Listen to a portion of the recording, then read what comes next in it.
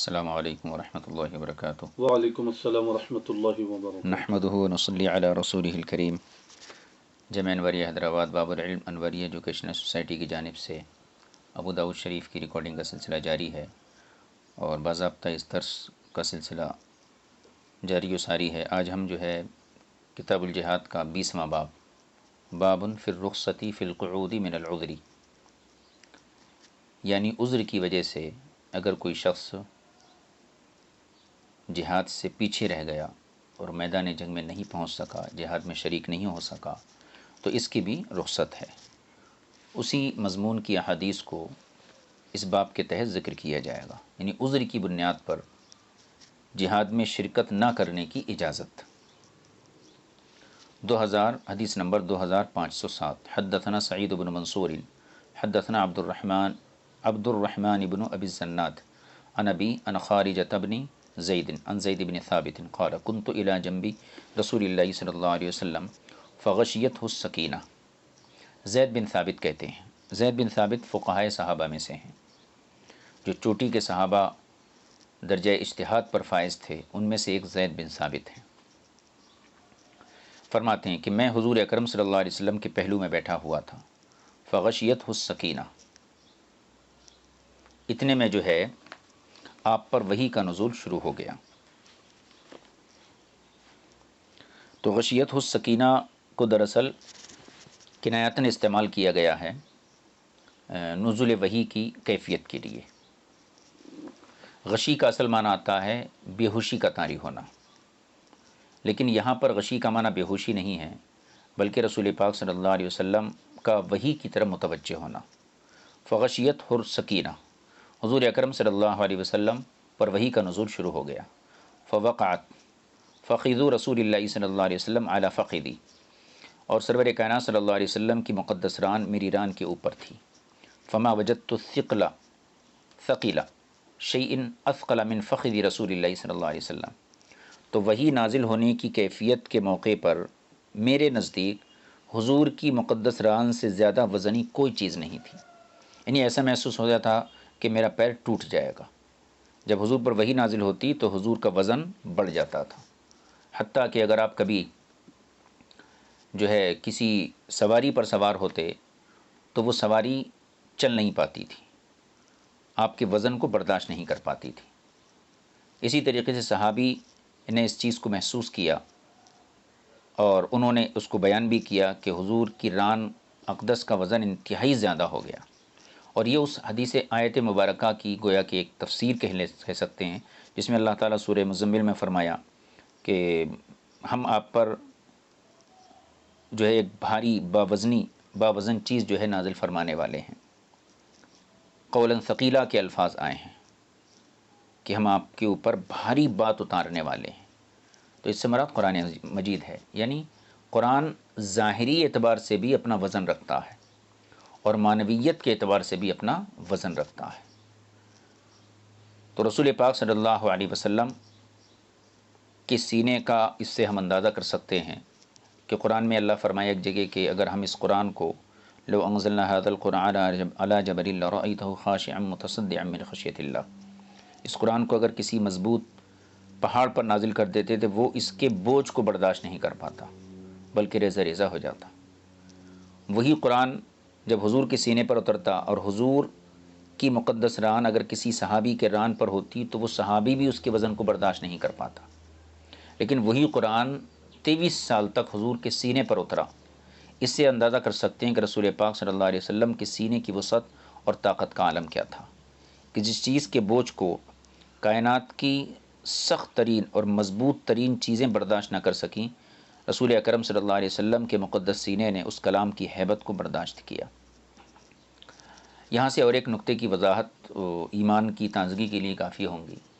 باقی جو آسمانی کتابیں دی گئی ہیں وہ کتابی شکل میں، اور قرآن سینے پر نازل کیا گیا۔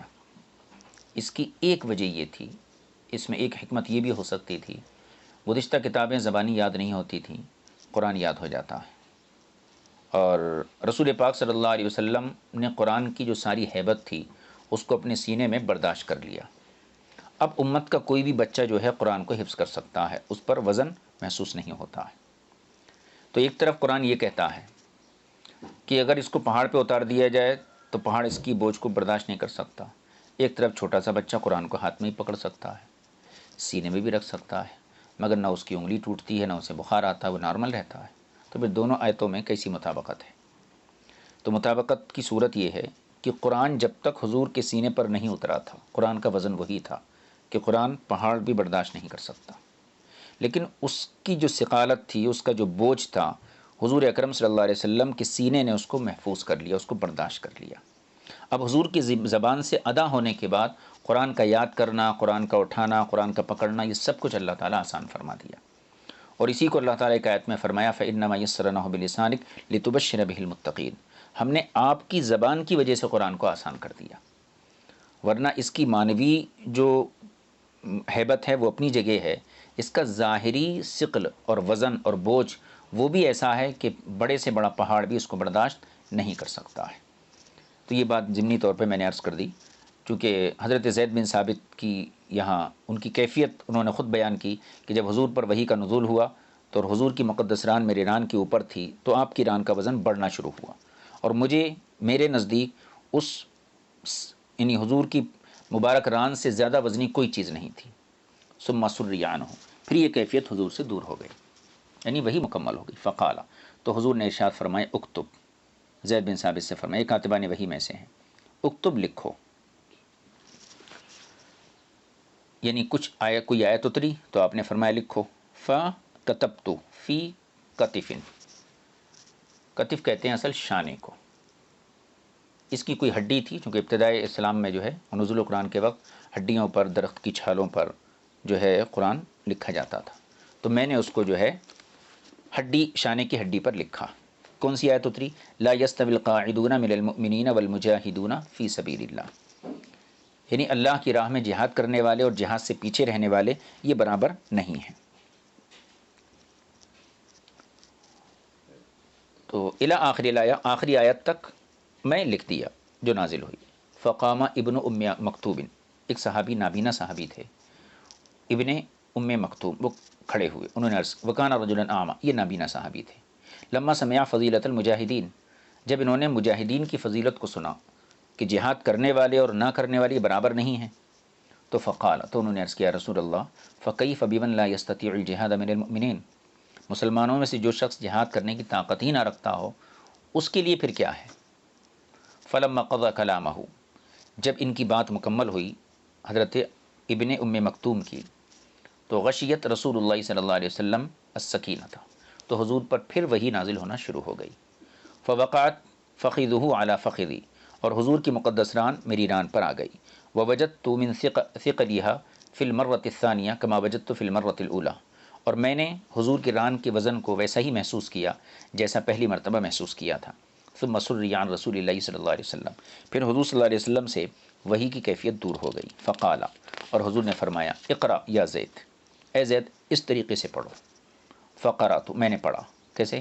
لا یستوی القاعدون من المؤمنین، جب یہاں تک پڑھے تو حضور نے یہیں پر فرمایا فقال رسول اللہ صلی اللہ علیہ وسلم غیر اولی الضرر، کہ من المؤمنین کے بعد غیر اولی الضرر پڑھو۔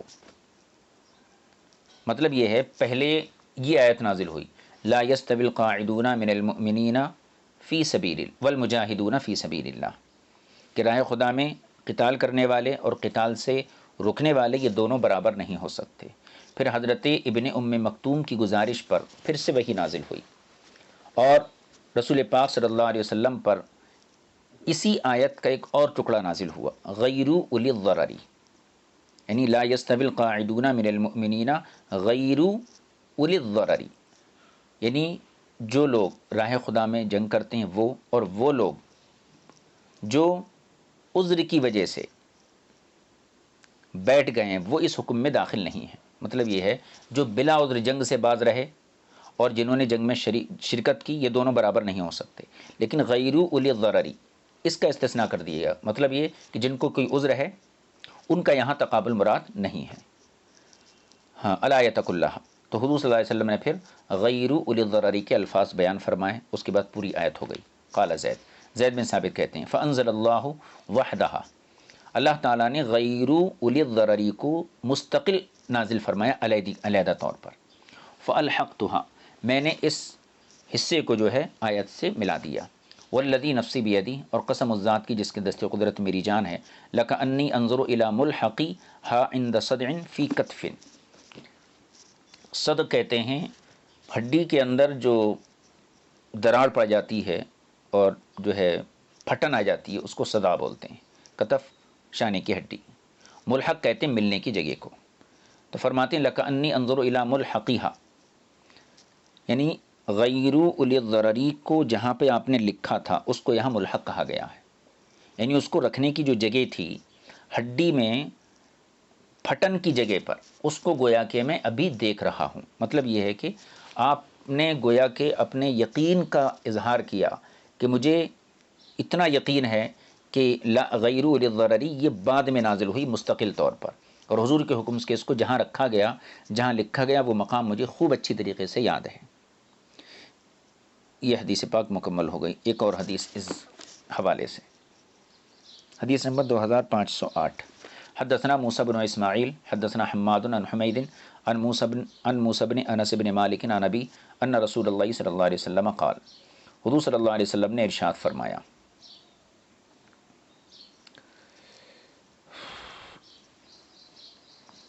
لقد ترکتم بالمدینۃ اقواما، تم نے مدینے میں کچھ لوگوں کو چھوڑ دیا ہے، یعنی کچھ لوگوں کو مدینے میں تم چھوڑ آئے ہو. ما سرتم مسیرا ولا انفقتم من نفقۃ، اور وہ لوگ ایسے ہیں کہ انہوں نے تمہارے ساتھ نہ تو کوئی سفر کیا، ما سرتم مسیرا، تم نے جو سفر کیا، ولا انفقتم من نفقۃ، اور تم نے جو خرچ کیا، ولا قطعتم من واد، اور تم نے کسی وادی کو طے کیا، الا وهو معکم فیہ، مگر وہ لوگ بھی اس ہر کام میں تمہارے ساتھ تھے. یعنی حضور اکرم صلی اللہ علیہ وسلم ایک لشکر سے گویا جو جہاد کے لیے نکلا، اس سے آپ فرما رہے ہیں کہ تم نے مدینے میں ایک قوم کو چھوڑا ہے، وہ تمہارے سفر میں، تمہارے خرچ میں اور تمہارے راستہ طے کرنے میں تمہارے ساتھ ہیں، حالانکہ وہ لوگ مدینے میں تھے. تو صحابہ نے پوچھا، قال یا رسول اللہ وکیف یکونون معنا وہم بالمدینۃ، وہ ہمارے ساتھ کیسے ہو سکتے ہیں چلنے میں، خرچ کرنے میں اور راستہ طے کرنے میں، حالانکہ وہ لوگ تو مدینے میں ہیں. فقال، تو حضور نے فرمایا، حسبہم العذر، ان کو اذن نے روک لیا ہے، یعنی وہ شرعی طور پر معذور ہیں، مگر ان کے دلوں کا حال یہی ہے، اور ان کے دلوں کی کیفیت یہ ہے کہ وہ دلی طور پر جہاد میں شریک ہونے کا جذبہ رکھتے ہیں. تو اس حدیث پاک سے یہ بات معلوم ہوئی کہ اگر کوئی شخص اخلاص نیت اپنے اندر رکھے اور عمل کرنے سے معذور ہو، تو اس کو عمل کا ثواب، یعنی مجبور ہو کسی عذر کی بنیاد پر، تو اللہ تعالیٰ اس کو اپنے فضل سے اجر عطا فرماتا ہے. اور اسی کو کہا گیا ہے نیت المؤمن خیر من عملہ، مومن کی نیت اس کے عمل سے بہتر ہے. ایک شخص نے عمل کیا لیکن اخلاص نہیں تھا اس کا، ایک شخص نیت کیا، نیت اخلاص کی بنیاد پر ہوتی ہے، تو اس کی نیت اس کے عمل سے بہتر ہے. تو یہ لوگ اگرچہ شریک نہیں ہو سکے لیکن حکماً یہ لوگ شریک ہیں، تو اخلاص کی بنیاد پر اللہ تعالیٰ ان کو ثواب عطا فرماتا ہے. تو اصل میں سب سے بڑی دولت جو ہے یہ اخلاص ہے. اور بندے کو ہزار عبادت کی توفیق مل جائے لیکن سب سے بڑی توفیق اخلاص کی ہوتی ہے. اور اخلاص کا ایک بہت بڑا ذریعہ درود پاک ہے. حضور اکرم صلی اللہ علیہ وسلم کی ایک حدیث ہے کہ جمعے کے دن جو شخص 100 مرتبہ، ایک خاص درود ہے جو کتابوں میں مذکور ہے کہ جو شخص جمعے کے دن مجھ پر یہ درود پڑھے تو اللہ تعالیٰ اسے 3 نعمتیں عطا فرماتا ہے. ایک براءۃ من النفاق، براءۃ من النار، وکتب اللہ بین عینیہ، ہاں اللہ تعالیٰ اس کی پیشانی کے درمیان یہ 2 چیزیں لکھاتا ہے کہ اس بندے کو میں نے دوزخ سے آزاد کیا، اس بندے کو میں نے نفاق سے آزاد کیا. وَأَسْكَنَهُ اللَّهُ تَعَالَى يَوْمَ الْقِيَامَةِ مَعَ الشُّهَدَاء، اور تیسری فضیلت یہ ہے کہ قیامت کے دن اللہ تعالیٰ اس کا حشر شہیدوں کے ساتھ فرماتا ہے. سبحان اللہ سبحان اللہ. تو اس حدیث پاک میں جو بیچ کی چیز ہے، یعنی براءۃ من النفاق، نفاق کسے کہتے ہیں؟ اللہ نفاق سے آزاد کر دیتا ہے. نفاق سے آزاد کا مطلب یہ اس کی نیت میں اخلاص دے دیتا ہے. ہائے ہائے ہائے کیا بات. تو درود پاک اخلاص کا بہترین ذریعہ ہے. تو مطلب کوئی بھی درود شریف یا وہی درود شریف جو رسول پاک خاص طور پہ فرمایا جمعے کے دن ایک خاص درود ہے، خاص صیغے ہیں، لیکن امید ہے کہ یہ فضیلت ہر درود کو، کہ مقصد حضور کو درود پیش کرنا ہے. جی جی. اب اولیاء اکرام نے ایک خاص درود کا تجربہ کیا مثلا، تو کہہ دیا کہ یہ درود بیماریوں کے لیے مجرب ہے. کسی اللہ کے ولی نے کسی خاص کام کے لیے تجربہ کیا تو انہوں نے یہ دیکھا کہ یہ دولت کے لیے زیادہ مجرب ہے، تو انہوں نے اپنے اپنے تجربات اور مشاہدات بیان کیے. لیکن حقیقت یہ ہے کہ درود پاک جو ہے اس میں اللہ تعالیٰ بہت ہر قسم کی شفا رکھا ہے. تو یہاں پہ اخلاص کی بات آئی تو میں نے یہاں ذکر کر دیا کہ اخلاص اتنی بڑی چیز ہے کہ بغیر جنگ میں شریک ہوئے اللہ تعالیٰ ثواب عطا فرماتا ہے. وہ درود شریف کا مل سکتا ہے؟ ہاں، کون سی کتاب میں ہے، کیا ہے؟ بعد میں آپ دیکھ لیں. دلائل الخیرات شریف، وہی درود شریف جو حدیث میں مذکور ہے. اور اس کے علاوہ جو ہے ہمارے بانی جامع نظامیہ حافظ اللہ فاروقی علیہ الرحمٰن نے جو کتاب لکھی ہے یعنی انوار احمدی، جی. اس میں بھی وہ درود موجود ہے. انوار احمدی. اس میں وہ درود آسانی سے مل جائیں گے. جی. بہرکیف اخلاص یہ بہت بڑی دولت ہے. اللہ تعالی ہم سب کو اخلاص سے مالا مال فرمائے. آگے کی حدیث دیکھ لیجئے، آگے کا باب نمبر 21، باب ما یجزئ من الغزو، یعنی وہ کون سا عمل ہے جو عمل قتال، عمل جہاد کے قائم مقام ہو سکتا ہے، اس کا باب. ایک شخص جو ہے شریک جنگ تو نہیں ہو سکا، تو کچھ ایسی چیزیں ہیں کیا جو شرکت کے قائم مقام ہو جائیں.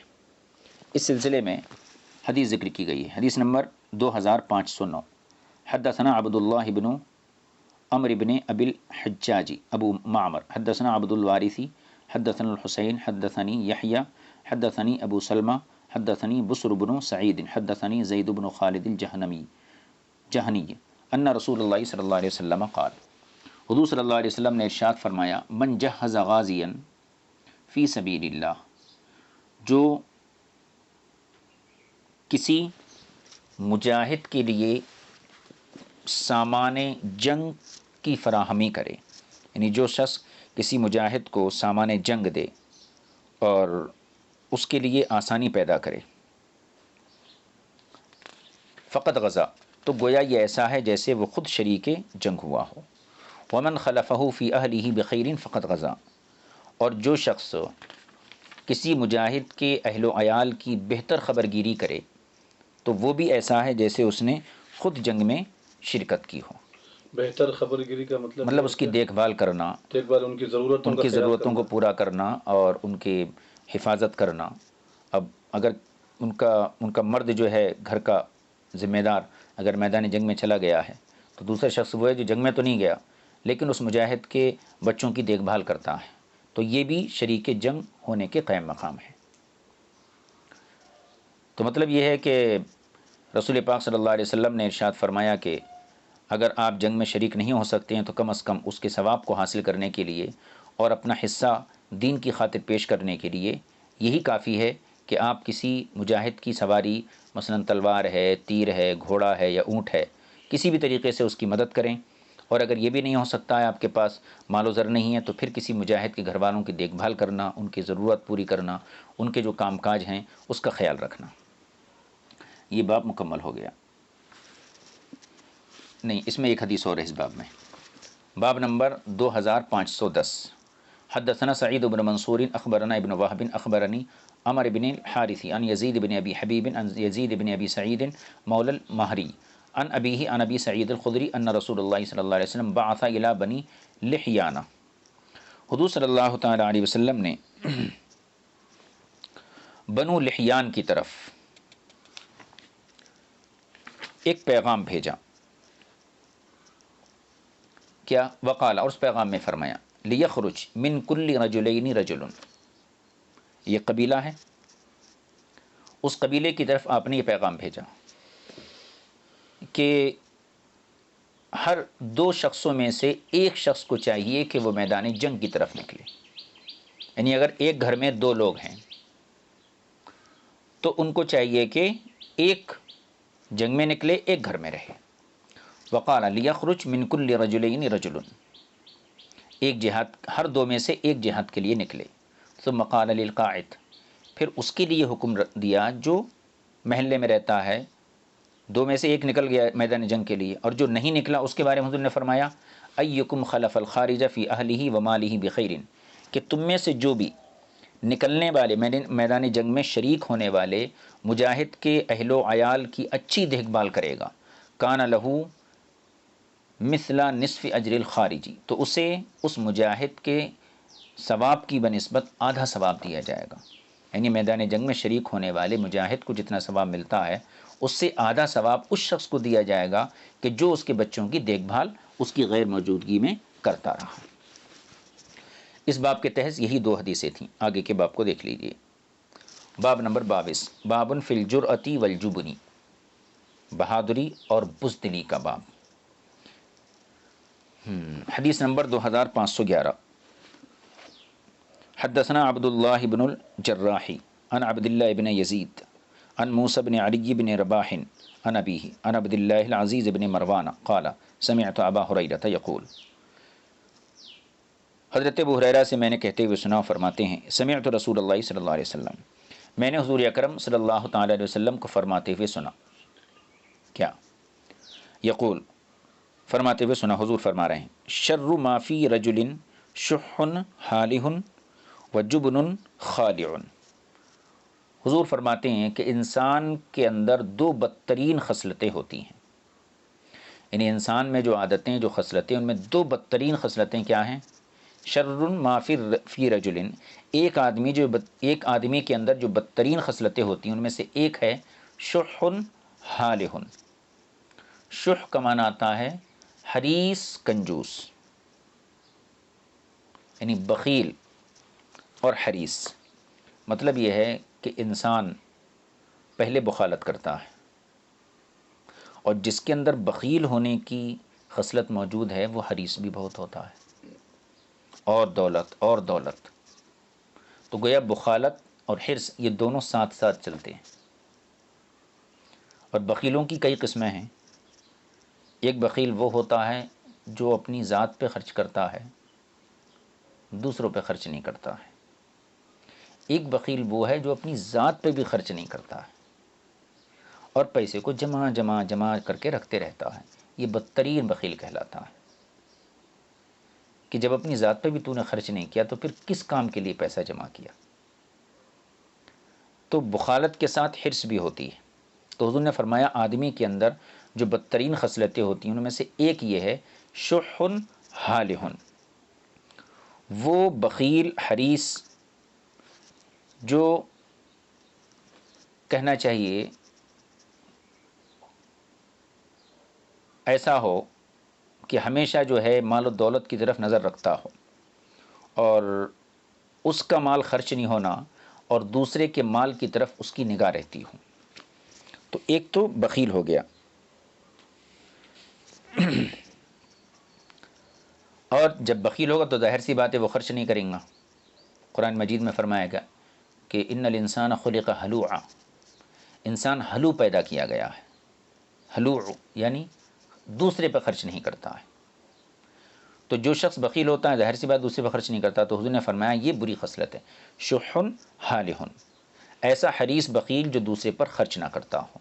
وجبن خالع، اور ایسا بزدل جس کے سینے میں دل ہی نہ ہو، یعنی کمزور دل والا. ایک تو ہوتا ہے بزدل اور ایک یہ ہے کہ انسان انتہائی درجے کا بزدل ہو، گویا اس کے سینے میں دل ہی نہ ہو. تو حضور اکرم صلی اللہ علیہ وسلم نے گویا اس ارشاد کے ذریعے دو چیزوں کی فضیلت بیان فرمائی، دو چیزوں کی برائی بیان فرمائی. بخالت اور دوسروں پر خرچ نہ کرنا یہ بہت بری عادت ہے، اور بزدلی یہ بہت بری عادت ہے. اس کے برخلاف اللہ نوازا ہے تو خرچ کرنا یہ بہت اچھی عادت ہے. السخاء شجرۃ فی الجنہ، سخاوت جنت کے ایک درخت کا نام ہے. ومن کان سخیا فی الدنیا، تو جو دنیا میں سخاوت کرتا ہے بروز قیامت وہ اس درخت کی ٹہنی کو پکڑیں گا اور وہ درخت اسے نہیں چھوڑے گا یہاں تک کہ جنت میں داخل فرما دے۔ اللہ اکبر، اسی طریقے سے سبحان اللہ، بخل سبحان اللہ۔ والشح شجرۃ فی النار، بخل یہ دوزخ کے ایک درخت کا نام ہے۔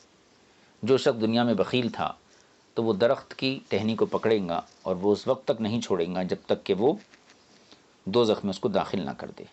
حضرت امام غزالی نے ایک بہت اچھا واقعہ ذکر کیا ہے۔ حضرت موسیٰ علیہ السلام اللہ سے گزارش کی ہے، دعا کی ہے کہ اللہ مجھے اپنے آخری نبی کے مقامات کا مشاہدہ فرما، مجھے دکھا کہ تیرے محبوب کا مقام کیا ہے۔ تو اللہ تعالیٰ گویا فرمایا کہ ان کے مقام کا مشاہدہ کرنا یہ بہت مشکل ہے، البتہ میں ان کی امت کے مقامات کا مشاہدہ کراتا ہوں کہ ان کی امت کا مقام کیا ہے۔ تو اللہ تعالیٰ نے آپ کو امت محمدیہ کے مقام کا مشاہدہ کرایا۔ تو حضرت موسیٰ علیہ السلام کو بہت تعجب ہوا اور پوچھنے لگے، اللہ اس مرتبے پہ یہ امت کس عمل کی بنیاد پر پہنچیں گی؟ تو اللہ تعالیٰ کی طرف سے یہ پیغام آیا کہ میرے حبیب کی امت کے اندر سخاوت کی صفت ہوں گی کہ خود یہ لوگ بھوکے رہ کے دوسروں کو کھانا کھلائیں گے، اور یہی وہ خصلت ہے جس کی بنیاد پر میں نے امت محمدیہ کو باقی تمام امتوں پر ایک فضیلت عطا فرمائی۔ حالانکہ فضیلت کی اصل وجہ تو حضور کی نسبت ہے، لیکن اور بھی جو اسباب ذیلی ہوتی ہیں ان میں سے ایک سبب یہ بھی ہے کہ یہ امت سخی ہے۔ بہرکیف سخاوت بہت عمدہ خصلت ہے اور بخالت یہ بہت بری عادت ہے۔ اسی طریقے سے بزدلی بہت بری چیز ہے اور بہادری یہ مردوں کی شان ہے۔ آگے کا باب دیکھ لیجیے، باب نمبر 23، باب فی قولہ تعالی ولا تلقوا بایدیکم الی التہلکۃ، یعنی تم اپنے ہاتھوں ہلاکت میں، تم اپنے آپ کو اپنے ہاتھوں ہلاکت میں نہ ڈالو، یعنی خود بخود موت کی طرف مت جاؤ۔ باب نمبر 2512، حدثنا احمد بن عمر بن سرح، حدثنا حدیث نمبر 2512، حدثنا احمد بن عمر بن سرح حدثنا ابن وهب عن حیوة بن شریح وابن لہیعة عن یزید بن ابی حبیب عن اسلم عن ابی عمران قال غزونا من المدینة نرید القسطنطنیہ، ہم مدینہ منورہ سے جہاد کے لیے نکلے اور ہمارا ارادہ جو ہے قسطنطنیہ میں جنگ کرنے کا تھا۔ وعلی الجماعۃ عبد الرحمن بن خالد بن الولید، اور ہمارے لشکر پر جن کو امیر بنایا گیا تھا وہ حضرت عبد الرحمن بن خالد بن ولید تھے۔ والروم، اور رومی سپاہیوں کی حالت یہ تھی ملصقو ظہورہم بحائط المدینۃ، کہ ان کی فوجیں یعنی رومیوں کی فوجیں اپنی پیٹھ شہر کی فصیل سے لگائی ہوئی تھی، مطلب یہ ہے کہ وہ لوگ حملے کے لیے پورے طور پر تیار تھے مقابلہ کرنے کے لیے۔ والروم ملصقو ظہورہم بحائط المدینۃ، اور رومی فوجیں شہر کی فصیل سے اپنی پیٹھوں کو لگائے ہوئے تھے، مطلب وہ لوگ مقابلہ کرنے کے لیے پورے طور پر تیار تھے۔ فحمل رجل علی العدو، تو مسلمانوں میں سے ایک شخص نے دشمن پر حملہ کر دیا، رومیوں پر۔ فقال الناس مہما، تو ساتھیوں نے کہا، مسلمانوں نے کہا کہ ارے رک جاؤ رک جاؤ، لا الہ الا اللہ، اللہ کے سوا کوئی معبود نہیں، یلقا بیدیہ الی التہلکۃ، یعنی یہ شخص خود بخود اپنی جان کو ہلاکت میں ڈال رہا ہے۔ ان کی فوجیں پوری تیار تھیں اور حملے کے لیے بالکل موزون وقت تھا ان کے پاس، اور ایک اکیلا شخص ان پہ حملہ آور ہو گیا تو یہ ایسا ہی ہے جیسے اپنے کو ہلاکت میں ڈال دینا۔ فقال ابو ایوب، تو یہاں پہ کیا تھا، یلقا بیدیہ الی التہلکہ، ان الفاظ کو لوگوں نے استعمال کیا کہ اس نے اپنی جان کو ہلاکت میں ڈال دیا، ہلاکت ہو یا ہلاکت، دونوں بھی ہیں۔ تو حضرت ابو ایوب انصاری وہاں پر موجود تھے، انہوں نے کہا کہ انما نزلت هذه الآیۃ فینا معاشر الانصاری، کہ یہ آیت ہم انصاریوں کے حق میں نازل ہوئی۔ کون سی والی آیت؟ ولا تلقوا بایدیکم الی التہلکہ، کہ اپنے ہاتھوں اپنی ذات کو ہلاکت میں مت ڈالو، تباہی کی طرف لے کر مت جاؤ۔ تو حضرت ابو ایوب انصاری فرمانے لگے کہ یہ آیت ہم لوگوں میں یعنی انصار کے حق میں نازل ہوئی ہے، کب؟ لما نصر اللہ نبیہ، جب اللہ اپنے نبی کی مدد فرما دیا، یعنی اسلام کو شوکت مل گئی، وہ اظہر الاسلام، اور اسلام غالب آ گیا جزیرۃ العرب کے اوپر، یعنی پورا سکون ہو گیا، اور پورے جزیرۃ العرب میں کوئی بھی ایسا بندہ نہیں تھا جو اسلام کے خلاف زبان کھول سکے، نہ کوئی ایسی آنکھ تھی جو مسلمانوں کو آنکھ دکھا سکے، نہ کوئی ہاتھ تھا جو مسلمانوں پر دراز ہو سکے۔ قلنا، تو ہم نے کہا، ہلما، چلو اب، نقیم فی اموالنا و نصلحنا، چلو اب اپنے مال و دولت یعنی اپنی کھیتی باڑی کی طرف چلتے ہیں اور اپنے ظاہری حالات کی ذرا اصلاح کر لیتے ہیں۔ گھر بار کیسا ہے، کھیتی باڑی کیسی ہے؟ اب چونکہ اللہ تعالیٰ اسلام کو شوکت دے دیا ہے، سب طرف حالات ٹھیک ہیں، چلو اپنے گھر بار کو دیکھتے ہیں۔ فانزل اللہ تعالیٰ، تب اللہ تعالیٰ یہ آیت نازل فرمایا، وَأَنفِقُوا فِي سَبِيلِ اللَّهِ وَلَا تُلْقُوا بِأَيْدِيكُمْ إِلَى التَّهْلُكَةِ، کہ مسلمانوں اللہ کی راہ میں خرچ کرو اور اپنے ہاتھوں ہلاکت میں مت جاؤ۔ فَالْإِلْقَاءُ بِالْأَيْدِي إِلَى التَّهْلُكَةِ، تو یہاں پر اپنے ہاتھوں سے اپنی ہلاکت کرنے کا مطلب یہ ہے، ان نقیم فی اموالنا ونصلحها وندع الجہاد۔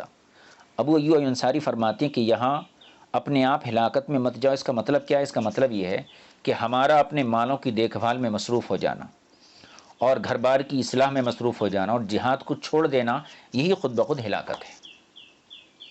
یعنی مشغولیت اپنے مال و دولت میں، اپنی زمین جائیداد میں اور اپنے مال و اولاد میں مشغول ہو جانا اور جہاد کو ترک کر دینا، یہی دراصل اپنے ہاتھوں اپنی ہلاکت کو دعوت دینا ہے۔ قال ابو عمران، راوی کہتے ہیں، فلم یزل ابو ایوب یجاہد فی سبیل اللہ حتی دفن بالقسطنطنیہ، حضرت ابو ایوب انصاری ساری زندگی جہاد کرتے رہے یہاں تک کہ آپ شہید ہوئے اور قسطنطنیہ کے دروازے کے پاس آپ کی تدفین عمل میں آئی۔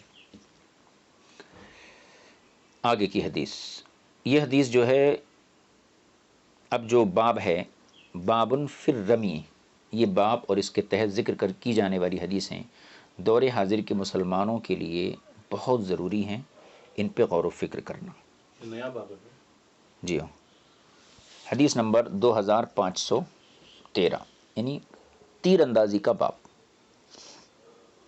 حدثنا سعید بن منصور حدثنا عبد اللہ بن المبارکی حدثني عبد الرحمن بن یزید بن جابر حدثني ابو سلام عن خالد بن زید عن عقبۃ بن عامر قال سمعت رسول اللہ صلی اللہ علیہ وسلم یقول، میں حضور صلی اللہ علیہ وسلم کو فرماتے ہوئے سنا، کیا؟ یقول، ان اللہ عز وجل یدخل بالسہم الواحد ثلاثۃ نفر الجنہ، اللہ تعالیٰ ایک تیر کے سبب 3 لوگوں کو جنت میں داخل فرمائے گا۔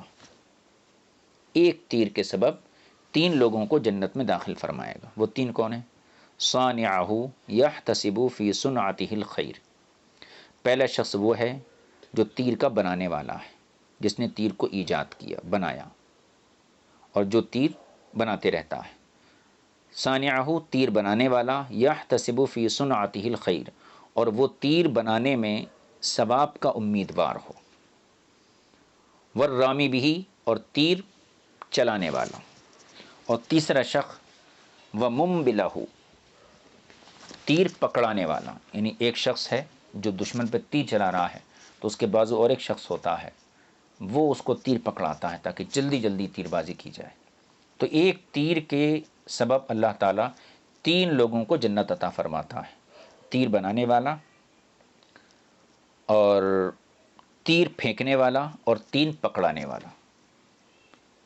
تیر پکڑانے والا، ورمو، حضور نے ارشاد فرمایا، ورمو ورکبو، تیر چلاؤ اور گھڑ سواری کرو۔ اس کے 2 معنی ہو سکتے ہیں، تیر چلانا سیکھو، گھڑ سواری سیکھو، یہ بھی مطلب ٹھیک ہے۔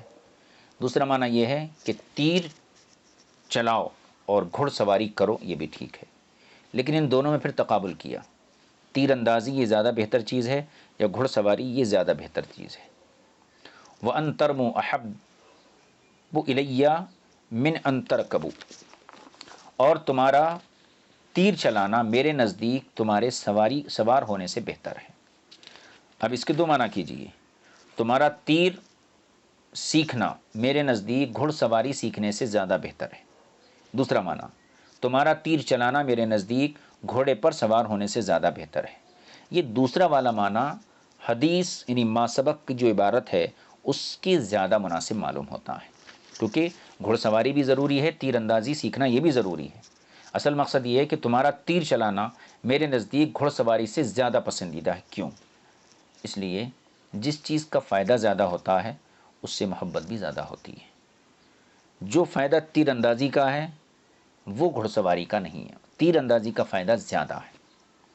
آپ گھوڑے پر سوار ہیں لیکن آپ کے ہاتھ میں تیر نہیں ہے تو آپ کچھ نہیں کر سکتے، لیکن آپ زمین پہ ہیں اور آپ کے پاس تیر کمان ہے تو آپ دشمن پہ حملہ کر سکتے ہیں۔ تو اس سے یہ پتہ چلا کہ جس کے اندر فائدہ زیادہ ہوتا ہے اس سے محبت بھی زیادہ ہوتی ہے۔ اب پوری کائنات میں سب سے زیادہ فائدہ مخلوق کو رسول پاک صلی اللہ علیہ وسلم سے ہے، اس لیے ساری کائنات سے بڑھ کر حضور سے ہی محبت کرنے کا حکم دیا گیا ہے۔ ہاں، تو تیر اندازی کی فضیلت ہوگی۔ لیس من اللہو الا الثلاث،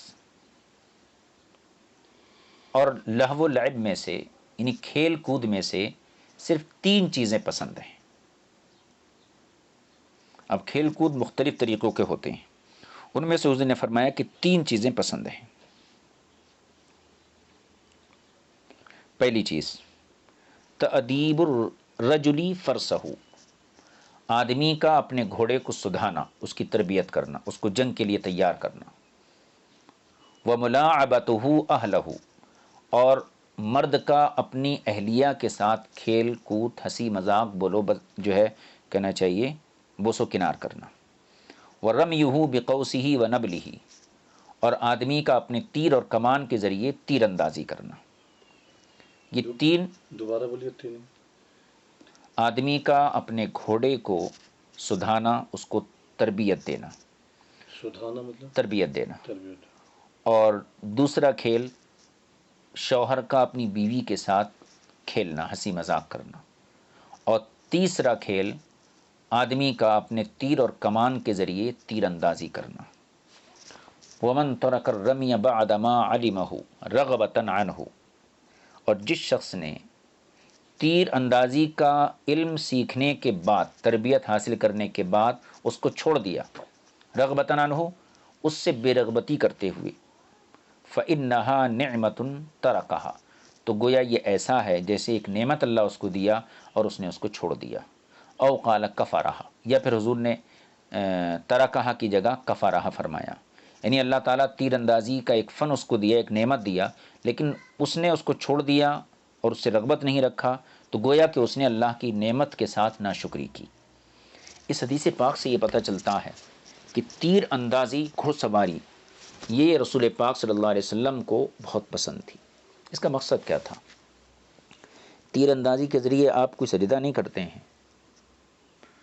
نہ کسی مسلمان کا پیٹ بھرتے ہیں، نہ جو ہے کوئی خاص اس کے اندر عبادت کا پہلو ہے۔ اصل مقصد کیا ہے؟ دشمن سے مقابلہ کرنے کے لیے تیر اندازی کام آتی ہے۔ اس سے گویا کہ حضور صلی اللہ علیہ وسلم نے اپنی امت کو یہ ترغیب دی ہے کہ دنیا میں بزدلی کی زندگی، غربت و افلاس کی زندگی، یا کہنا چاہیے نیچے دب کے رہنے کی زندگی، یہ کوئی عزت دار زندگی نہیں ہے، بلکہ اپنی فن کے ذریعے اور اپنے ہنر کے ذریعے ایک آزاد اور عزت دار زندگی مسلمان کو اختیار کرنا چاہیے۔ اور اس کا طریقہ یہی ہے کہ دشمن، مگر اس کے اندر غربت کا ذکر نہیں ہے نا، اس میں صرف 3 ہی باتیں آئیں، تیر اندازی۔ اس میں نہیں ہے، دوسری حدیثوں میں اس قسم کی وضاحت موجود ہے۔ اس میں تو صرف تیر اندازی کا تذکرہ ہے۔ لوگ یہ کہتے ہیں نا بھائی مسلمان، اب ایک نظریہ یہ ہے کہ بھائی غریب رہنا چاہیے، تو غریبوں کا مذہب نہیں ہے یہ، نہ مسکینوں کا مذہب ہے یہ۔ تو اس کا تو مطلب یہ ہوا کہ مسلمان بننے کا مطلب یہ ہے کہ آپ غریب زندگی گزارو۔ ایک ہوتی فقیری، وہ یہ ہے کہ اللہ کے سوا کسی کی محتاجی نہیں ہونا، یہ اعلیٰ درجے کا کمال ہے جی۔ لیکن کسی کے سامنے ہمیں ہاتھ پھیلانا پڑے، یہ کوئی عزت دار چیز نہیں ہے۔ حضور نے فرمایا الید العلیٰ خیر من ید السفلی،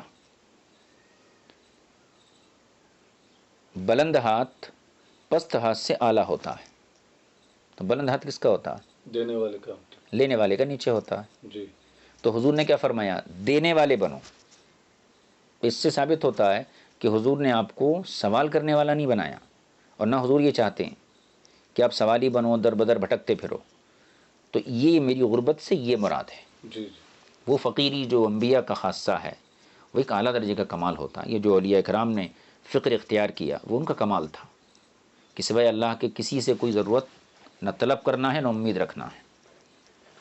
پیر کیف تو حضور صلی اللہ علیہ وسلم نے گویا اپنی امت کو یہ ترغیب دی ہے کہ عزت دار زندگی گزارو، اور ظاہر سی بات ہے جب ایک سوسائٹی میں ایک قوم رہتی ہے تو اس کے وہاں دشمن بھی رہتے ہیں، تو دشمن کے مقابلے کے لیے اپنی تیاری بھی رکھو، توکل اللہ کی ذات پر کرو، لیکن جو مادی اسباب ہیں انہیں بھی اختیار کرو۔ اور مادی اسباب میں سے یہ بھی ہے کہ زمانے کی ضرورت کے لحاظ سے اپنی دفاعی قوت تیار کرنا، اپنا ڈیفنس تیار کرنا۔ اب اس زمانے میں تیر، تلوار یا گھوڑے وغیرہ یہ اسباب جنگ تھے، یہ ہتھیار تھے۔ آج کے زمانے میں یہ چیزیں ہتھیار نہیں ہیں، آج کے زمانے میں ایٹمی توانائی یہ ہتھیار ہے۔ تو گویا کہ ہر دور کے لحاظ سے گن وغیرہ جو ہیں، یہ تمام چیزیں جو ایٹمی توانائی آج کل ہے، تو یہ ہتھیار ہیں۔ تو اب اس کے لیے، ان ہتھیاروں کے لیے کیا ضروری ہے؟ آپ کو سائنٹسٹ بننا پڑے گا، علم حاصل کرنا پڑے گا۔ علم حاصل کرنے کے بعد ایک تجربہ گاہ سے گزریں گے، اس کے بعد برسوں کے بعد اس کا ایک نتیجہ سامنے آئے گا۔ لیکن اگر قوم سوتی رہے اور لہو و لعب میں مشغول رہے تو ظاہر سی بات ہے دنیا چونٹیوں کی طرح مسل دیں گی۔ تو رسول پاک صلی اللہ علیہ وسلم نے اس امت کو عزت کی زندگی گزارنے کی ترغیب دی ہے، اور اس کا طریقہ یہ ہے کہ ہر دور کے مسلمانوں پہ ضروری ہے کہ اپنے دشمن کی طاقت کے لحاظ سے اپنی طاقت کا بھی جو ہے ذخیرہ کرنا، اور اپنے لیے بھی ایسے حالات جو ہے استبار کرنا جس سے دشمن کا مقابلہ کیا جا سکے۔ دوسری حدیث، حدیث نمبر 2514، حدثنا سعید بن منصور حدثنا عبد اللہ بن وہب اخبرنی عمر بن الحارث عن ابی علی ثمامة بن شف الحمدانی انہ سمع عقبۃ بن عامر الجہنی یقول سمعت رسول اللہ صلی اللہ علیہ وسلم وهو علی المنبر۔ ہاں، عامر جہنی فرماتے ہیں، عقبہ بن عامر جہمی، کہ میں نے حضور صلی اللہ علیہ وسلم کو فرماتے ہوئے سنا اس حال میں کہ آپ ممبر پر تھے، یقول آپ فرما رہے تھے وَأَعِدُّوا لَهُمْ مَا اسْتَطَعْتُم مِّن قُوَّةٍ، کہ تم ان کے لیے، دشمنوں کے لیے اپنی طاقت تیار کرو، یعنی دشمن سے مقابلے کے لیے اپنی قوت کو جمع کرو۔ یہ آیت ہے۔ اس کے بعد حضور نے فرمایا الا ان القوۃ الرمی، الا ان القوۃ الرمی، الا ان القوۃ الرمی، یعنی اللہ نے فرمایا کہ اپنے دشمن کے مقابلے کے لیے طاقت جمع کرو۔ تو وہاں طاقت کا کیا مطلب ہے؟ قوت کا لفظ ہے نا، مستطعتم من قوت، جو بھی تم سے ہو سکے وہ قوت جمع کرو۔ تو حضور نے اس کی تفسیر میں فرمایا الا ان القوۃ الرمی، کہ مسلمانوں قوت سے مراد تیر اندازی ہے۔ الا ان القوۃ الرمی، قوت سے مراد تیر اندازی ہے، قوت سے مراد تیر اندازی۔ 3 مرتبہ رسول پاک صلی اللہ علیہ وسلم نے اس جملے کو دہرایا۔ اس سے یہ پتہ چلتا ہے کہ اس دور میں جو جنگی طاقت تھی وہ تیر اندازی تھی۔ اصل میں یہ دشمن کے مقابلے کے لیے اپنی طاقت جمع کرو۔ اب دشمن جس دور میں ہوگا اس کی جو طاقت ہے تو ظاہر سی بات ہے ہمیں اسی کی طاقت کے مناسبت سے اپنی طاقت جمع کرنا ہے، تیاری کرنا ہے اپنی۔ اگر اس کے پاس جو ہے ایٹمی توانائی ہے تو آپ تلواروں سے کچھ نہیں کر سکتے، آپ کے پاس بھی ایٹمی توانائی ہونا چاہیے۔ سامنے والے کے پاس لاٹھی ہے تو آپ ہاتھوں سے کچھ نہیں کر پائیں گے، آپ کے پاس بھی لاٹھی ہونا چاہیے۔ تو دشمن کے مقابلے میں آپ کو اپنی طاقت جمع کرنا ہے۔ تو یہ حدیثیں ہماری بالخصوص نئی نسل کو یہ ترغیب دیتی ہیں کہ محض سونا کھانا اور محض کاروبار یہی زندگی کا مقصد نہیں ہے، بلکہ ایک اہم ترین مقصد ہے کہ زمین پر اللہ کے دین کو غالب کرنا، یہ بھی ایک مقصد ہے۔ اور اس مقصد کی تکمیل کے لیے ضروری ہے کہ وہی اسباب، وہی راستے اختیار کیے جائیں کہ جن راستوں سے یہ مقصد پورا ہو سکتا ہے۔ نماز پڑھنے سے آپ کو ثواب ملے گا، ایک ذمہ داری تھی وہ ختم ہو گئی، لیکن زندگی پورے دین کی ذمہ داری صرف نماز نہیں ہے۔ نماز کی آزادی کب ہوں گی؟ جب آپ کو قانونی آزادی ملے گی۔ جہاں آپ قانونی گرفت میں آ گئے تو وہاں آپ نماز بھی نہیں پڑھ سکتے، وہاں آپ کے لیے روزہ رکھنا بھی مشکل ہے۔ جیسے کچھ دنوں قبل جو ہے اس میں کہنا چاہیے چائنا وغیرہ میں مسلمان روزداروں کو قصداً ان کا روزہ توڑنے لگایا گیا۔ تو یہ سب کیوں ہے؟ کیونکہ ان کے پاس سیاسی طاقت نہیں ہے، سیاسی پاور نہیں ہے۔ آج جو طاقتور چیز ہے اس چیز پہ مسلمانوں کو توجہ دینا چاہیے۔ یہ حدیث مکمل ہو گئی۔ آگے کی حدیث، بلکہ یہ باب ہی مکمل ہو گیا. آگے کا باب نمبر 25، باب فیمن یغزو ویلتمس الدنیا. یہ باب ہے اس شخص کے بارے میں جو میدان جنگ میں شریک ہوتا ہے لیکن اس شرکت سے وہ دنیا تلاش کرتا ہے، دنیا کے ارادے سے جاتا ہے. رسول پاک میدان جنگ سے مراد جہاد سے، ہاں، تو جہاد کے لیے دنیاوی غرض سے جاتا ہے وہ. حدیث نمبر 2515. یعنی مذمت کا بیان ہے، سمجھے مذمت ہے سمجھے. باب فیمن یغزو ویلتمس الدنیا، جو شخص دنیاوی فائدے کے لیے جنگ میں حصہ لے. حدیث نمبر 2515. حدثنا حیوۃ بن شریح الحضرمی حدثنا بقیۃ حدثنا بحیر عن خالد بن معدان عن ابی بحریہ عن معاذ بن جبل عن رسول اللہ صلی اللہ علیہ وسلم انہ قال، حضور صلی اللہ علیہ وسلم نے فرمایا، الغزو غزوان، جنگیں دو طریقے کی ہوتی ہیں. یعنی جنگ میں شرکت یہ دو طریقے کی ہوتی ہے، جنگ میں حصہ لینا یہ دو طریقے سے ہوتا ہے. فاما من ابتغى وجہ اللہ، تو جس نے محض رضائے الہی کی طلب میں جنگ میں شریک ہوا، وَأَطَاعَ الْإِمَامَ، اور جس نے امام کی اطاعت کی یعنی امیر لشکر کی اطاعت کی، وَأَنفَقَ الْكَرِيمَةَ، اور اپنی عمدہ چیز خرچ کی، وَيَاسَرَ الشَّرِيكَ، اور اپنے ساتھیوں کا خیال رکھا، وَاجْتَنَبَ الْفَسَادَ، اور فساد سے دور رہا، فَإِنَّ نَوْمَهُ وَنَبَهُ أَجْرٌ كُلُّهُ، تو اس کی نیند اور اس کی بیداری ہر چیز میں اللہ تعالیٰ اجر عطا فرمائے گا. یعنی سونا اور جاگنا، ہاں، ہر لمحہ اس کو اللہ تعالیٰ عبادت میں شمار فرمائے گا. وہ اما من غزا، اور جو شخص جنگ میں حصہ لیا کس لیے؟ فخراً، فخر کے لیے، وریان، دکھاوے کے لیے، وہ سمعتاً، اور شہرت کے لیے، وہ اصل امام، اور اس نے اپنے امام لشکر یا امیر لشکر کی نافرمانی کی، وہ افسدہ فی الارض، اور زمین میں فساد کیا، فإنہ لم یرجع بل کفاف، تو وہ برابری کے ساتھ بھی واپس نہیں آیا. کیا مطلب؟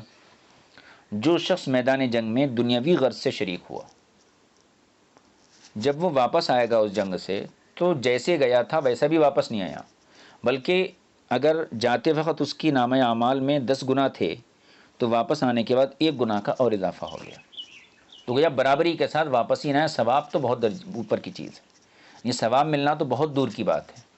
وہ برابری سے بھی واپس نہیں آ سکا، بلکہ اس کے نامہ اعمال میں نیکیوں کی جگہ برائیوں میں اضافہ ہو گیا. یہ مطلب ہے اس کا. آگے کی حدیث نمبر 2516. حدثنا ابو توبۃ ربیع بن نافع عن ابن المبارک عن ابن ابی ذئب عن القاسم عن بکیر بن عبد اللہ بن الاشج عن ابن مکرز رجل من اہل الشام عن ابی ہریرہ ان رجلا قال، ابو ہریرہ سے مروی ہے کہ ایک شخص قال، اس نے کہا، ایک شخص آیا اور اس نے کہا، یا رسول اللہ، رجل یرید الجہاد فی سبیل اللہ وہو یبتغی عرضا من اراضی الدنیا. اس شخص نے آ کر عرض کیا، رسول اللہ، کہ ایک انسان، ایک مرد اللہ کی راہ میں جنگ یعنی جہاد میں حصہ لینا چاہتا ہے، حصہ لیتا ہے، کس لیے؟ وہو یبتغی عرضا من اراضی الدنیا، اور وہ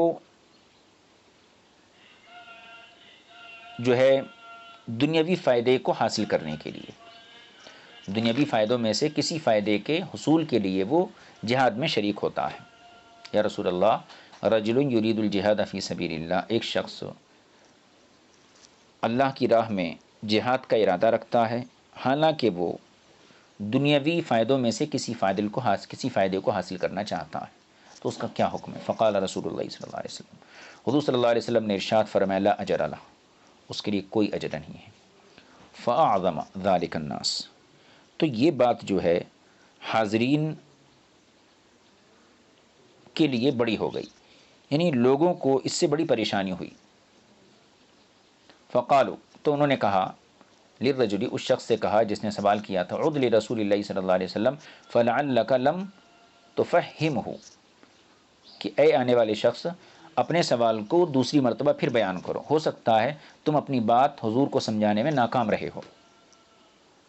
ٹھیک ہے. فقال یا رسول اللہ، تو اس نے دوسری مرتبہ کہا رجل یرید الجہاد فی سبیل اللہ، جو جہاد میں شریک ہوتا ہے وہ یبتغی عرضا من اعراض الدنیا، اور وہ دنیاوی فائدوں میں سے کسی فائدے کو حاصل کرنے کی نیت رکھتا ہے، تو اس کا کیا حکم ہے؟ فقال لا اجر له، تو اس نے فرمایا اس کا کوئی اجر نہیں، اسے کوئی ثواب نہیں.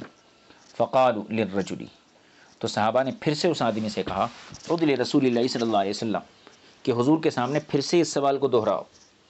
فقال له الثانیہ، اس شخص نے حضور کی خدمت میں پھر سے یہی سوال کیا. فقال له، تو تیسری مرتبہ بھی حضور نے یہی فرمایا کہ اس کے لیے جو ہے کسی قسم کا کوئی اجر نہیں ہے.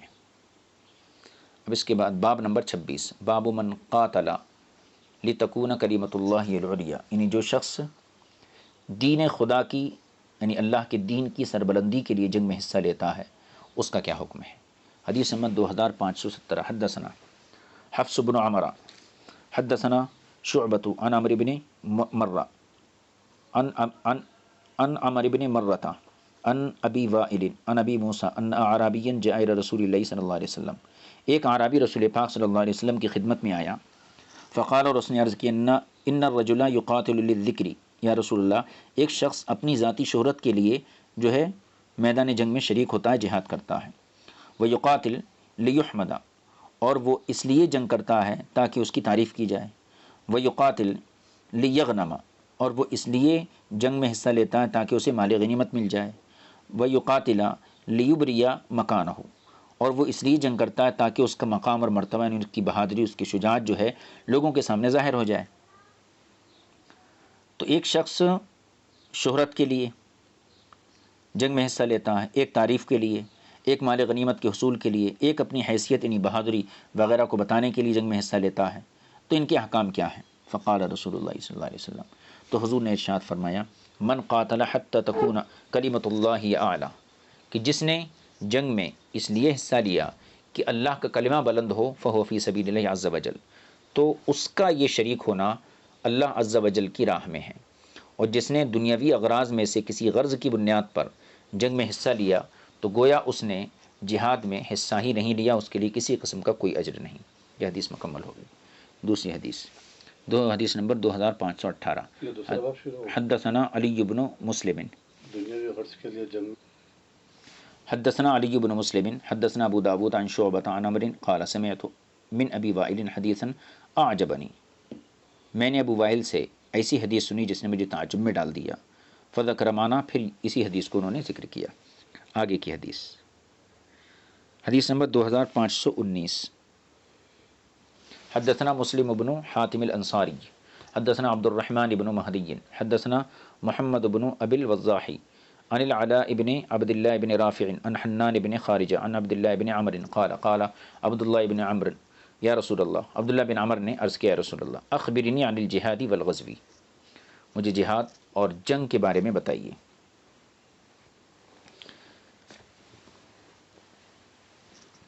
یعنی اس میں حصہ لینے کا اجر و ثواب کیا ہے، اس کے بارے میں مجھے ارشاد فرمائیے. قال، تو آپ نے فقال، تو حضور نے ارشاد فرمایا یا عبداللہ بن عمر، اے عبداللہ بن عمر، ان قاتلت صابرا محتسبا بعثک اللہ صابرا محتسبا، اگر اے عبداللہ بن عمر، اگر تم صبر کرتے ہوئے اور ثواب کی امید رکھتے ہوئے جنگ میں حصہ لیتے ہو، ان قاتلتا صابرا محتسبا، اگر تم صبر کرتے ہوئے اور ثواب کی امید رکھتے ہوئے جنگ میں حصہ لیتے ہو، بعثک اللہ صابرا محتسبا، تو اللہ تعالیٰ تمہاری بعثت یعنی تمہارا حشر صبر کرنے والوں کے ساتھ اور ثواب کے طلبگاروں کے ساتھ فرمائے گا. وَإِن قَاتَلْتَ مُرَائِيًا مُكَاثَرًا بَعَثَكَ اللَّهُ مُرَائِيًا مُكَاثَرًا، اور اگر تم دکھاوے کے لیے، مرائین دکھاوے کے لیے، مکاثراً مال غنیمت کے حصول کے لیے جنگ میں شریک ہوتے ہو اے عبداللہ بن عمر، تو بعثک اللہ مرائین مکاثراً، تو اللہ تعالیٰ تمہارا حشر جو ہے شہرت کے طلبگاروں میں اور دولت کے حریصوں میں فرمائے گا. یا عبداللہ بن عمر، اے عبداللہ بن عمر، علی ای حال قاتلت او قتلت بعثک اللہ علی تلک الحالہ، جس نیت پر تم جنگ کرو گے یا مارے جاؤ گے تو اللہ بھی تمہیں اسی نیت پر حشر فرمائے گا. مطلب یہ ہے کہ نیت کا بہت اونچا مقام ہے۔ ہم اعمال دیکھتے ہیں، انسان اتنا نمازی ہے، اتنے صاف اور شفاف کپڑے ہیں، فرشتہ صفت معلوم ہوتا ہے، لیکن دلوں کا حال یہ تو اللہ جانتا ہے۔ اس لیے ہمیں تو اتنا ہی حکم ہے کہ ہم ظاہر کو دیکھ کے اس کے ایمان کی گواہی دیں، دل کا حال یہ اللہ جانتا ہے۔ بڑے بڑے پارسا نظر آنے والے جو ہیں کبھی بڑے بڑے گناہوں میں ملوث ہوتے ہیں، اللہ اور بڑے بڑے بدنام زمانہ لوگ کبھی کبھی ایسی نیکیاں کر لیتے ہیں کہ جن پر اللہ تعالیٰ کی رحمت جو ہے رحم کرتی ہے اور انہیں معاف فرما دیتی ہے۔ سبحان اس اللہ لیے کسی بھی متقی کو یا عبادت گزار کو یہ گمان نہیں رکھنا چاہیے کہ میں جنتی ہوں، باقی سارے لوگ دوزخی ہیں، بلکہ ایمان، رجا اور خوف کے درمیان کی کیفیت کا نام ہے۔ کبھی اللہ کی رحمت پر اتنا اعتماد کہ اب ہمیں کیا ہے، اللہ معاف کرنے والا ہے، حضور کی امت ہیں، آخری نبی کی امت ہیں، ہمیں کیوں عذاب دیں گا؟ یہ بھی شیطان کا ایک وسوسہ ہے۔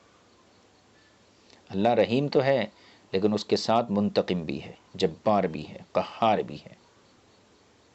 بنی اسرائیل تھے، بڑی طاقتور قوم تھی، بڑی انعام یافتہ قوم تھی۔ ہمارے لیے تو حضور نے ایک نبی کو بھیجا، ان میں ہزاروں نبی اللہ تعالیٰ بھیجا۔ 1200 سال تک بنی اسرائیل پر ایسا دور گزرا ہے کہ کوئی زمانہ نبی سے خالی نہیں ہوا۔ اللہ آسمان سے من و سلوہ اتارا گیا ان کے لیے، دریا کو شق کیا گیا، جنگل میں غذائیں دی گئیں، اتنے انعام، اتنے احسانات ان پر کیے گئے تو ان کو غرور ہو گیا۔ نحن ابن اللہ و احباؤ، ہم تو اللہ کے چہیتے ہیں، اللہ کے خاص ہیں، بلکہ انہوں نے تو یہ کہہ دیا اپنے عقیدے میں کہ ہم تو اللہ کے بیٹوں کی طرح ہیں، ہمیں کیوں اللہ عذاب دیں گا، ہمیں کیوں عذاب دیں گا، ہم تو اللہ کے خاص بندے ہیں۔ تو قرآن میں اللہ تعالیٰ فرماتا ہے، کتنا اچھا انداز ہے کہ میری ملاقات کی، اب تمہارا دعویٰ یہ ہے کہ تم اللہ کے بیٹے ہو اور اللہ کے خاص ہو معاذ اللہ، تو تم مرنے کی کوشش کرو، جس سے تمہیں محبت ہے تو اس کے پاس پہنچنے کا ایک ہی راستہ موت۔ وَلَا يَتَمَنَّوْنَهُ أَبَدًا بِمَا قَدَّمَتْ أَيْدِيهِمْ، لیکن یہ لوگ کبھی بھی موت کی آرزو نہیں کریں گے۔ تو اتنی انعام یافتہ قوم، اللہ تعالیٰ نے اس کو کیسے کیسے عذابوں سے دوچار کیا، کیسے کیسے عذاب۔ تو ہم بھی یہ نہ سمجھ لیں کہ اللہ نے ہمیں نبی کی امت میں پیدا کیا، یقیناً اس کا ایک فائدہ ہے، لیکن صرف رحمت پر بھروسہ کر کے جو ہے گناہ کرتے چلے جائیں، یہ بھی شیطان کا ایک وسوسہ ہے۔ لہٰذا اپنے اندر ایمان کی جو کیفیت ہے وہ خوف اور رجا کے درمیانی ہونا چاہیے۔ اللہ سے امید بھی رکھنا کہ اللہ بڑے سے بڑے گناہ کو معاف کرنے پر قادر ہے، اور یہ بھی ڈرتے رہنا کہ چھوٹے سے چھوٹے گناہ پر پکڑ بھی کر سکتا ہے، منتقم بھی ہے۔ اور اس سلسلے میں صدیق اکبر کا جو فرمان ہے اور ان کی جو کیفیت ہے، واقعتاً وہ خلاصہ ہے گویا کہ زندگی کا۔ آپ فرماتے ہیں کہ اگر قیامت کے دن اعلان ہو کہ سارے لوگ جنتی ہیں سوائے ایک کے، تو مجھے ڈر ہوگا کہیں وہ ایک صدیق اکبر نہ ہو۔ یہ خوف کا عالم تھا، اور امید کا عالم یہ تھا۔ فرماتے ہیں کہ اگر قیامت میں یہ اعلان کیا جائے کہ سارے لوگ دوزخی ہیں سوائے ایک کے، یعنی ایک جنتی ہے خالی، تو مجھے گمان ہوگا وہ جنتی میں ہوں گا۔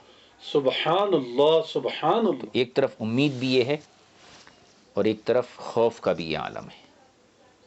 تو ایمان، خوف اور رجا، امید اور خوف دونوں کے درمیانی کیفیت کا نام ہے۔ جب ہی انسان اگر صرف خوف ہوگا، جب بھی نہیں بچ سکتا، انہیں عبادت نہیں کر سکتا۔ خوف گناہوں سے بچاتا ہے، محبت عبادت کی طرف جھکاتی ہے۔ تو خوف اور امید دونوں اللہ کی قریب کرنے کی چیزیں ہیں۔ جب بندے کو خوف ہوتا ہے تو محبوب کی ناراضگی سے بچنے کی کوشش کرتا ہے۔ شراب، سود، یہ حرام چیزوں سے بچنا، یہ خوف بچاتا ہے، اور محبت اطاعت کراتی ہے۔ تو اللہ کی رحمت ہمیں اطاعت کی طرف بلاتی ہے، اور اللہ کا خوف جو ہے گناہوں سے بچاتا ہے۔ جنت دوزخ بھی رحمت کے ہی دو پہلو ہیں۔ جنت ترغیب دیتی ہے، نیکیاں کرو، میں اتنی خوبصورت ہوں، اور دوزخ گناہوں سے ڈراتی ہے، بچو میرا عذاب بہت سخت ہے۔ تو دوزخ بھی گویا کہ اللہ کی رحمت کا ہی ایک پہلو ہے کہ بندے دوزخ کے ڈر سے گناہوں کو چھوڑ دیں اور اللہ کی بندگی کی طرف چلیں۔ بہرکیف یہ رسول پاک صلی اللہ علیہ وسلم کا ارشاد ہم پڑھے کہ اللہ تبارک و تعالیٰ کے رسول نے گویا کہ اخلاص کی اہمیت کو بیان کیا کہ اگر کوئی شخص حصول مال کے لیے کہنا چاہیے یا پھر دکھاوے کے لیے جہاد کرتا ہے یا جنگ کرتا ہے تو اس کو اس جنگ کا کوئی فائدہ نہیں ہے سوائے اس کے کہ جس نے محض رضا الہی کے لیے جنگ میں شرکت کی، تو وہی اللہ کے یہاں جو ہے مجاہد قرار پاتا ہے۔ وصلی اللہ علی نبی کریم وآلہ وصحبہ اجمعین والحمد للہ رب العالمین۔